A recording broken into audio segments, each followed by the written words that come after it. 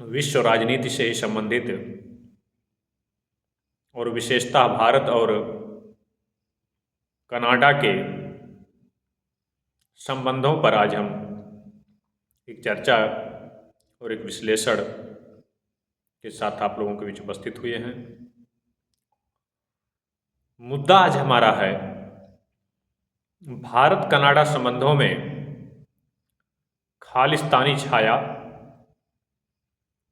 चिंताएं व आगे का समाधान। क्योंकि तमाम चैनलों पे इस संदर्भ में हम देख रहे हैं तो कुछ उग्र और मसालेदार खबरें चलाई जा रही हैं जिनका राजनीति विज्ञान विषय से संबंधित विद्यार्थी के लिए न तो कोई उपादेयता है और न कोई मूल्य। यदि कोई बच्चा यूपीएससी इत्यादि विषयों की भी तैयारी कर रहा है परीक्षाओं की, तो शायद ही उसको उस विषयों के निबंध लेखन के पेपर में भी कोई लाभ मिल सके। तो हम इत्यादि चिंताओं को देखते हुए, आवश्यकताओं को देखते हुए इस संदर्भ में कुछ आंकड़ों के साथ एक चर्चा के साथ उपस्थित हुए हैं। कोशिश रहेगी कि चर्चा को इधर उधर की लोकप्रियता की तरफ ढकेलने के बजाय वास्तविकताओं के साथ उसका सरोकार हो, उसको लेके चला जाए। आते हैं अपने विषय पे। सर्वप्रथम हम बात करेंगे भारत कनाडा संबंधों के पृष्ठभूमि पर। आप भी अवगत हैं इस चीज से कि सन 1947 में अंग्रेजों से हमें स्वतंत्रता मिली और हम एक स्वतंत्र राष्ट्र के तौर पर अस्तित्व में आए। भारत तो पहले से अस्तित्व में था, सदियों से अस्तित्व में रहा है, लेकिन अभी तक हम एक प्रकार से स्वाधीन राज्य के तौर पर नहीं थे। स्वतंत्रता के तुरंत पश्चात ही भारत और कनाडा के बीच वैदेशिक संबंधों की स्थापना होती है, जिसमें पारस्परिक हितों के साझा परंपराओं को आगे बढ़ाने की सहमति के आधार पर 1947 ईस्वी में ही दोनों देशों के बीच संबंधों की नींव स्थापित होती है। संबंधों पर हम चर्चा करने से पहले हमें आवश्यक होगा कि भारत कनाडा संबंधों पर खालिस्तान का क्या प्रभाव रहा है, क्या इसकी प्रतिछाया रही है। थोड़ा सा पहले इसके पृष्ठभूमि पर हम लोग गौर कर लें। सर्वप्रथम इस संदर्भ में विवाद की शुरुआत, प्रकरण की शुरुआत 1982 से होती है। उस समय पियरे ट्रूडो, जो इस समय सुअर इस समय बैठा हुआ है, जस्टिन ट्रूडो इसी के पिता थे। जैसा बाप हो वैसी तो औलाद भी रहेगा ना, शुद्ध औलाद है तो पिता के नक्शे कदम से आगे कैसे रहेगा, डीएनए ही उसे मिला हुआ है वही। तो इसके जो जस्टिन ट्रूडो के पिता हैं पियरे ट्रूडो, वो कनाडा के उस समय तत्कालिक 1982 में प्रधानमंत्री होते हैं। और उसी समय पंजाब में 2 पुलिसकर्मियों के हत्या के आरोपी तलविंदर सिंह परमार को उनके द्वारा संरक्षण दिया जाता है कनाडा में, और भारत सरकार के प्रत्यर्पण के अनुरोध को ठुकरा दिया जाता है। यहीं से खालिस्तान प्रकरण की कनाडा में एक प्रकार से अगर हम कहें तो बीजारोपण होता है, शुरुआत होता है। बीज डालने का काम इनके पिता पियरे ट्रूडो ने किया और उसको आज संरक्षण करने, पालने, पोषणे और बढ़ाने का काम ये कर रहे हैं जस्टिन ट्रूडो महोदय, पियरे ट्रूडो के औलाद। 1984 ईस्वी में पंजाब में बढ़ते उग्रवाद को दबाने के लिए माननीय श्रीमती इंदिरा गांधी जी के कार्यकाल में ऑपरेशन ब्लू स्टार चलाया गया, जिसमें स्वर्ण मंदिर में कायरों की तरह, बुजदिलों की तरह छिपे हुए उग्रवादियों, आतंकियों के विरुद्ध व्यापक कार्रवाई की गई। और उस कार्रवाई के पश्चात जो कुछ कट्टरपंथी सिख थे जो आतंक को और अलगाववाद को प्रश्रय देने वाले सिख थे, उन नेताओं का कनाडा में प्रश्रय होता है और कनाडा से और व्यापक पैमाने पर भारत में अलगाववाद को, अलग खालिस्तानी राज्य की मांग को बढ़ावा दिया जाता है। साल भर के पश्चात 1985 में बब्बर खालसा, जो कि कुछ अलगाववादी सिखों के द्वारा या खालिस्तानियों के द्वारा स्थापित एक टेररिस्ट संगठन है, उनके आतंकियों द्वारा, बब्बर खालसा के आतंकियों द्वारा एयर इंडिया के एक विमान जिसका नाम था कनिष्क का अपहरण किया जाता है और अपहरण के पश्चात उसमें विस्फोट की साजिश की जाती है, जिसमें लगभग 331 यात्रियों की शहादतें होती हैं। वो अपने जान से हाथ धो बैठते हैं। इतना बड़ा भीषण नरसंहार। उसके बाद भी कनाडा का रवैया जस का तस रहा इनके प्रति। 2002 ईस्वी में कनाडा के समाचार पत्र की एक प्रतिष्ठित पत्रिका, मैं तो प्रतिष्ठित नहीं कह सकता, लेकिन कनाडा के लोग उसको बड़ी प्रतिष्ठा देते हैं, सांझ व सवेरा जिसका एक शीर्षक है पत्रिका का, उसमें एक लेख छपता है जिसमें श्रीमती गांधी के हत्यारों का महिमा मंडन किया जाता है और उस पर भी कनाडाई सरकार खामोश है, कुछ नहीं, एक शब्द नहीं। उसके बाद बीच बीच में तमाम प्रकरण होते रहे। हम नए गतिविधियों पर आते हैं 2015 के बाद के प्रकरण पर। 2017 ईस्वी में तात्कालिक पंजाब के मुख्यमंत्री श्रीमान कैप्टन अमरिंदर सिंह जी के द्वारा उस समय के कनाडा के तात्कालिक रक्षा मंत्री सज्जन, इसका नाम भूल रहे हैं क्या था, हरजीत सिंह सज्जन नाम था जी, हरजीत सिंह सज्जन का भारत में दौरा होता, जो कनाडा के रक्षा मंत्री होते हैं, चूंकि वो भी सिख थे, कैप्टन साहब भी सिख थे। तो हरजीत सिंह के द्वारा कैप्टन साहब से मिलने की गुजारिश की जाती है। कैप्टन अमरिंदर सिंह के द्वारा उनके उस गुजारिश को तुरंत खारिज कर दिया जाता है और यह कहते हुए कैप्टन अमरिंदर सिंह मिलने से इनकार कर देते हैं कि हम उन सिखों में से नहीं आते हैं कि जो इस देश की मिट्टी में पलें, बढ़ें, खाएं, पिएं और इसी देश को दीमक की तरह चालते रहें। जाके कह दीजिए उस सज्जन से कि नाम जो है सज्जन रख लेने से कोई सज्जन नहीं हो जाता है। पहले उतनी दुर्जनता, पहले भारत के प्रति जो अपराध है, भारत को खंडित करने और अलगाववादियों को प्रश्रय देने की जो उसकी संलिप्तता है, उसको छोड़ के आए, फिर उससे मुलाकात कर सकते हैं। साफ साफ कैप्टन साहब के द्वारा मिलने से इनकार कर दिया जाता, कहा दिया जाता कि हम जो गद्दार सिखों से मिलने के लिए नहीं है। उन समस्त सिखों का जो है कैप्टन अमरिंदर सिंह स्वागत करता है, जिसका अपनी मिट्टी, अपनी कौम के साथ वफादारी है। तत्पश्चात 2018 ईस्वी में सुअर जो है जस्टिन ट्रूडो 2015 में 16 में जो है प्रधानमंत्री बनता है, 18 में उसका भारत दौरा होता है, प्रथम दौरा होता है। और उस दौरे में भोजन के लिए, यानी भाई प्रधानमंत्री आए हैं तो भोज का कार्यक्रम होगा। उस भोज के कार्यक्रम में पंजाब में 1986 ईस्वी में एक कैबिनेट मंत्री के हत्या में दोषी जसपाल अटवाल नामक व्यक्ति को भोज पर आमंत्रित किया जाता है जस्टिन ट्रूडो के द्वारा। और इसके विरोध में स्वरूप भारतीय प्रधानमंत्री नरेंद्र मोदी द्वारा जस्टिन ट्रूडो की आगवानी से इनकार कर दिया जाता है और मोदी जी की जगह पर तात्कालिक कृषि मंत्री नरेंद्र सिंह तोमर को आगवानी के लिए भेज दिया जाता है, जो कि ट्रूडो को बहुत नागवार गुजरता है। जैसे अब भाई किसी एक राजा की जो है आगवानी यदि कोई एक चाकर करे तो भाई उसको नागवार गुजरेगा ही, लेकिन तू अपनी करतूत तो देखो पहले। तत्पश्चात 2018-19 में कनाडा के लिए आतंकी खतरे की एक सूची जारी की जाती है। उस सूची में खालिस्तान को भी विश्व समुदाय के लिए और कनाडा के लिए एक खतरे के रूप में दिखाया जाता है। लेकिन बाद में बैसाखी से एक दिन पूर्व ही अलगाववादियों को खुश करने के लिए, खालिस्तानियों को खुश करने के लिए ट्रूडो के द्वारा उस पत्र में छेड़छाड़ करके उन शब्दों को वापस ले लिया जाता है, हटा दिया जाता है उससे। 2020 में अभिव्यक्ति की स्वतंत्रता के नाम पर भारत में किसान आंदोलन के नाम पर कुछ लोगों के द्वारा किए जा रहे अराजकता को कनाडा के द्वारा बढ़ावा दिया जाता है।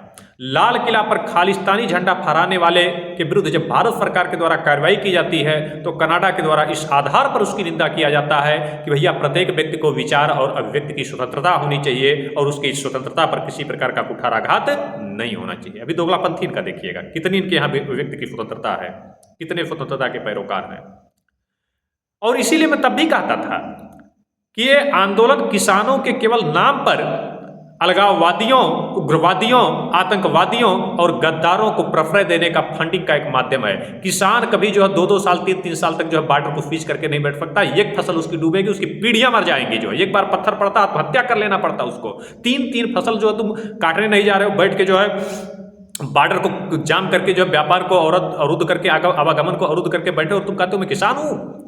कहां से पैसा आ रहा है तुमको, कहां से तुम खा रहे हो? केवल और केवल इन्हीं लोगों के द्वारा, ब्रिटेन के द्वारा जो है, पाकिस्तान के पास कुछ है नहीं, वो केवल और केवल बस बीच में मध्यस्थ की भूमिका में रहता है, खुद दरिद्र है। तो ब्रिटेन हो गया, अमेरिका हो गया, कनाडा हो गया, इन लोगों के द्वारा उसको अच्छा खासा फंडिंग मिलता है इन लोगों को। तत्पश्चात 2022 में ट्रूडो जब स्पष्ट बहुमत की सरकार में नहीं आते हैं तो अपनी सरकार को बचाने के लिए जो खालिस्तानी एजेंडे पर वहां पे कार्य कर रहे हैं पॉलिटिकल पार्टी के साथ, जगमीत सिंह, उनके साथ गठजोड़ किया जाता है। ये तो रहा साया, खालिस्तानी साया का इतिहास। हम आते हैं भारत कनाडा संबंधों पर। फिर हम बात करें सबसे पहले भारत कनाडा संबंधों की प्रकृति। तो प्रकृति में हम कुछ निम्न जो है निश्चित मुद्दों पर बात करेंगे। वीडियो थोड़ा लंबा होगा लेकिन आप लोगों के लिए बहुत ही उपयोगी है, कृपया अंत तक इसको जरूर देखिएगा। इसको हम कुछ निम्न बिंदुओं के अंतर्गत बांटकर अध्ययन करेंगे। भारत और कनाडा के बीच आर्थिक संबंधों की क्या स्थिति है? तो मूलतः भारत और कनाडा के बीच आर्थिक तौर पर शुरू से ही सौहार्दपूर्ण संबंध देखे गए हैं, अच्छे संबंध रहे हैं। सामरिक संबंधों की बात करें तो इंडो पैसिफिक मुद्दे पर चीन के विरुद्ध कनाडा का इस समय आक्रामक रवैया और भारत को समर्थन कहीं न कहीं भारत के साथ अच्छे संबंधों को दर्शाता है और इस समय भारत और कनाडा के संवाद जो है बीच व्यापक रणनीतिक गठजोड़ भी देखने के लिए मिल रहा था। अगर हम बात करें सामाजिक यानी पीपुल्स टू पीपुल्स कनेक्टिविटी की, यानी लोगों का लोगों के साथ क्या संबंध है, भारत और कनाडा के लोगों के बीच जो है परस्पर एक दूसरे के लिए क्या जो है, तो मूलतः कनाडा के लोग भारत के लोगों के साथ बहुत ही सौहार्दपूर्ण संबंध रखते हैं और भारतीयों का भी कनाडाइयों के प्रति बहुत ही अच्छा रवैया है। दोनों के नागरिकों की यदि बात करें तो नागरिकों के बीच अच्छा खासा सौहार्दपूर्ण संबंध है। इसी की एक वानगी देखने के लिए मिलती है कि अभी 2 दिन पहले कनाडा के ही किसी नागरिक के द्वारा एलन मस्क को टैग करते हुए पूछा जाता है कि भैया ये जो गधा, जो मूर्ख हमारे यहाँ प्रधानमंत्री बन के बैठा हुआ, जो अपनी राजनीतिक रोटी को सेकने के लिए पूरे के पूरे कनाडा और कनाडा के लोगों को जो है नष्ट कर रहा है, इससे हमें निजात दिलाइए या इससे निजात का कोई तरीका बताइए। एलन मस्क के द्वारा भी बड़ा रोचक जो है जवाब दिया जाता है, चिंता मत कीजिए 2025 के इलेक्शन के पश्चात ये मूर्ख खुद जो है किसी नाली के गड्ढे में सूअर की तरह गिरा हुआ मिलेगा। आप चिंता मत कीजिए, खत्म हो जाएगा। अब मस्क का बयान है तो उसको हल्के में भी नहीं लिया जा सकता है अगर उनका बयान, और जाहिर सी बात है कि भाई मस्क कोई आम आदमी नहीं है। इस समय अमेरिका में जो है ट्रंप साहब के सबसे खासम खास, अगर ट्रंप के बाद दूसरी कोई हैसियत अमेरिका में इस समय होगा तो अगर ये कहा जाए कि एलन मस्क होंगे तो उसमें कोई इनकार और किसी प्रकार का कोई संशय नहीं होना चाहिए। तो भाई ये रहा। बात हम करें भारत और कनाडा के बीच राजनीतिक संबंधों की, तो यहीं पे समस्याएं खड़ी होती हैं।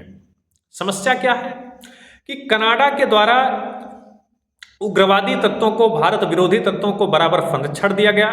खालिस्तानी आंदोलन चाहे चलाने वाले लोग हों, चाहे आतंकवाद को जो है परोसने वाले लोग हों, उनको बराबर संरक्षण दिया जाता रहा है। चाहे वह संरक्षण की बात हो, चाहे उनको आर्थिक जो है पैकेज की बात हो, फंडिंग की बात हो, बराबर उनको सहयोग दिया जाता रहा है। यह कहीं ना कहीं भारत के लिए गंभीर चिंता का विषय है और अमेरिकी पिछुलग्गई भी कहीं ना कहीं इसमें मूल कारण है। टाइमिंग आप देखिए, जब रूस के साथ अमेरिका की जो है समस्या थी, भारत अमेरिका के बहकावे में आया नहीं, दबाव में आया नहीं, तो कनाडा को बम की तरह फोड़ दिया गया कि इससे भी भारत पर दबाव बनाया जाए। तो कहीं ना कहीं कनाडा की भीतर तरी अमेरिका के पिछुलग्गई, ये भी एक मूल समस्या है। और परमाणु मुद्दे पर भी, कश्मीर मुद्दे पर भी कनाडा के द्वारा अनर्गल प्रलाप, परमाणु मुद्दे पर भारत के विरुद्ध कनाडा के द्वारा जो है परमाणु परीक्षण पर प्रतिबंध, ये तमाम तत्व हैं जो कहीं ना कहीं राजनीतिक संबंधों में अविश्वास की एक गहरी खाई को चौड़ी करते हैं।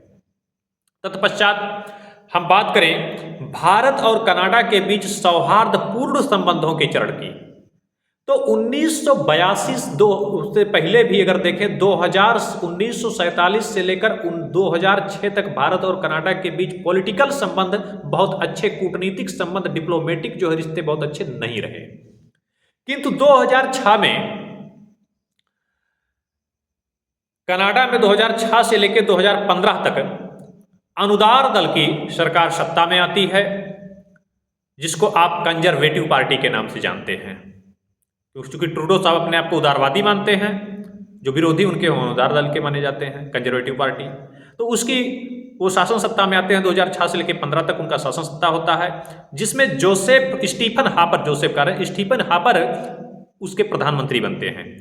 और स्टीफन हापर साहब के शासन के दौरान भारत और कनाडा के बीच बहुत ही मधुर संबंधों की स्थापना होती है। इसकी वानगी इसी हिसाब से देखा जा सकता है कि इस बीच भारत और कनाडा के बीच लगभग 19 उच्च स्तरीय यात्राएं हुई, यानी उच्च लेवल पर अधिकारियों की, शासनाध्यक्षों की जो है यात्राएं हुई। वर्ष 2011 को कनाडा के सरकार द्वारा भारत व कनाडा वर्ष के रूप में मनाया गया, भारत व कनाडा संयुक्त वर्ष के रूप में उसे मनाया गया। यह भी परीक्षाओं में बार बार पूछता है, इसको भी ध्यान में रखिएगा। पुनः 2015 में इस सुअर की औलाद की द्वारा जब सत्ता संभाला जाता है जस्टिन ट्रूडो के द्वारा, ये सत्ता में आता है बिगड़ैल, फिर जो है संबंधों में पराभव का दौर शुरू हो जाता है। यानी आप समझ सकते हैं कि यह जो है पराभव भारत और कनाडा के बीच नहीं है, यह एक व्यक्ति की महत्वाकांक्षाएं और एक व्यक्ति की बेशर्मियत के कारण आज भारत और कनाडा के संबंध आपस में झुलस रहे हैं, न कि यह भारत और कनाडा के लोगों का कोई समस्या है, भारत और कनाडा के देश की समस्या है, अपितु एक मूर्ख, एक दुष्ट, एक धूर्त की जो है बेशर्मी का नतीजा है। 2015 में के पश्चात चुनाव में फिर लिबरल पार्टी सत्ता में आती है, जिसके प्रधानमंत्री बनते हैं जस्टिन ट्रूडो, पियरे ट्रूडो के सुपुत्र।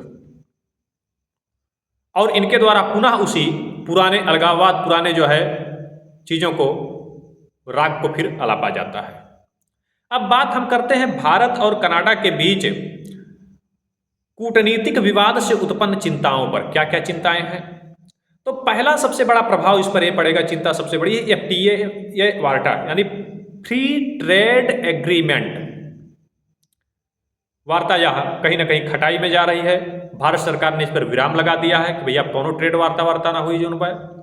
फिर उसके बाद व्यापार पर नकारात्मक प्रभाव। तो सबसे पहले हम देख लें कि भारत और कनाडा के बीच व्यापारिक संबंध कैसे हैं। तो मूलतः भारत और कनाडा के बीच जो व्यापारिक रिश्ते हैं उसमें अगर देखा जाए, कनाडा की भारत के व्यापार में हिस्सेदारी तो 1% है। आप कहेंगे सर 1% क्या मायने? अरे 1% भी बहुत ज्यादा मायने रखता है। यानी 100 देशों से अगर भारत व्यापार कर रहा तो उसमें 1% 100 में बहुत मायने रखता है, लगभग 200 देशों के बीच में। हाँ, लेकिन इतना भी मायने नहीं रखता है कि अगर हमारे इनके बीच कोई व्यापारिक संबंध जो नहीं रहेंगे तो भारत जी नहीं पाएगा, इसकी कोई समस्या नहीं है। 1% योगदान है।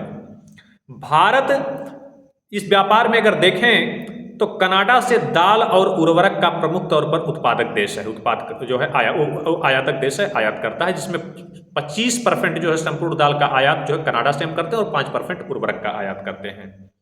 निवेश की बात करें तो 2020 से 23 के दौरान जो है कनाडा ने भारत में अच्छा खासा निवेश किया, वह भी खतरे में पड़ेगा। भारतीय छात्रों की बात करें तो इस समय लगभग जो है देखें तो 4,27,000 छात्र जो है कनाडा में अध्ययनरत हैं भारत के। कहीं ना कहीं उनके लिए भी यह एक चिंता का विषय है। भारत कनाडा संबंधों के महत्व की अगर हम बात करें तो महत्व पर बात करेंगे तो इंडो पैसिफिक सहयोग के रूप में देखा जाए तो भारत जो है के बीच और कनाडा के बीच अच्छा खासा सहयोग देखने के लिए मिलता है। व्यापार व वाणिज्य के क्षेत्र में भारत और कनाडा के बीच अच्छे रिश्ते हैं। ऊर्जा और सहयोग के बीच में जो है 2010 में कनाडा के साथ हमारा असैन्य परमाणु सहयोग पे जो है समझौता हुआ, जिसमें यूरेनियम की आपूर्ति हमें कनाडा से मिल रही थी। विज्ञान व प्रौद्योगिकी के क्षेत्र में तमाम समझौते हमारे बीच हैं, अच्छे संबंध हैं। भारतीय प्रवासियों की देखें तो इस समय विश्व में सबसे ज्यादा भारतीय प्रवासी कनाडा में जो है स्थान लिए हुए हैं, कनाडा में वास करते हैं।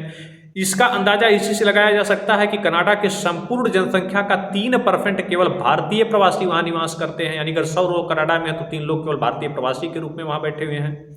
तो ये सारी चीजें थी। अब हम बात करें भारत और कनाडा के बीच उत्पन्न संबंधों से चुनौतियां क्या होंगी।